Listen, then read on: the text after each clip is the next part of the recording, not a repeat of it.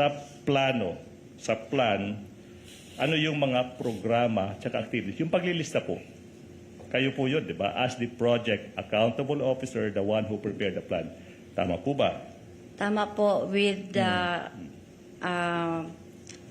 tulong po ng security officer. Yes, ma'am. We'll go into that. Ma'am, let's continue. Now, makikita natin sa plano, ma'am, na inilista nyo under the column programs with an S, activities with an S, projects with an S, PAP. Ma'am, ano yung nakasulat dyan? Ano yung programa sa mga programs, activities, projects? Anong programa yung sinulat nyo dyan? Good Governance Program. Sorry, Your Honor, dili kayo po. Sorry. Can the Yes. Dili prosecution kayo be po confronted kabasa, with Your Honor, kay gagmay kaayo ang litra. Okay, ma'am. This is what we'll do. The witness said hindi niya kayang basahin dahil maliit yung mga letra. Yes. Okay. So, you can peruse the document even without. Okay? Okay, kani. O, pwede ba? Okay. Diyan, ma'am, di ba? Good. Attorney Legutan, Governance if you're Program. approaching the witness, kindly bring the mic para hindi mahirapan yung ating gumagawa ng TSN. Alright.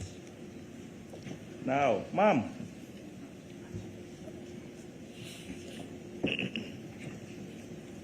Okay na po ba? Okay po. Ma'am, now, yung tanong is, ano ba itong Good Governance Program na ito? What is this all about?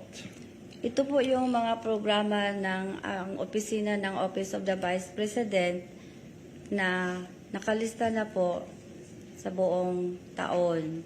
Halimbawa po, yung libreng sakay, yung plant at risk millionaires, 4 million, kalimutan ko sir. Okay. Libreng sakay, yung financial, medical assistance po, Your Honor. Okay. So, ma'am, yun yung mga sinasabi mong mga programa now under this program. Yun yung sinasabi mo, di ba? Ma'am, sino po yung nag-conceptualize? Sino pong bumuo o nag-isip ng programang ito?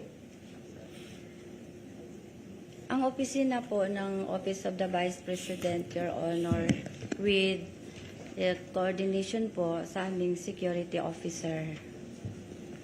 Now, kailan po nabuo ang planong ito?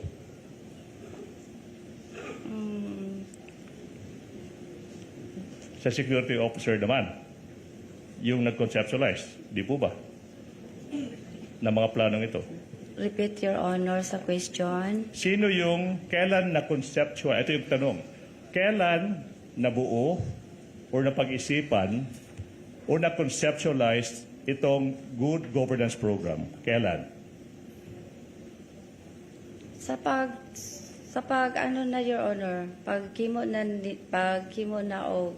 request na ni Ma'am BP ng confidential fund.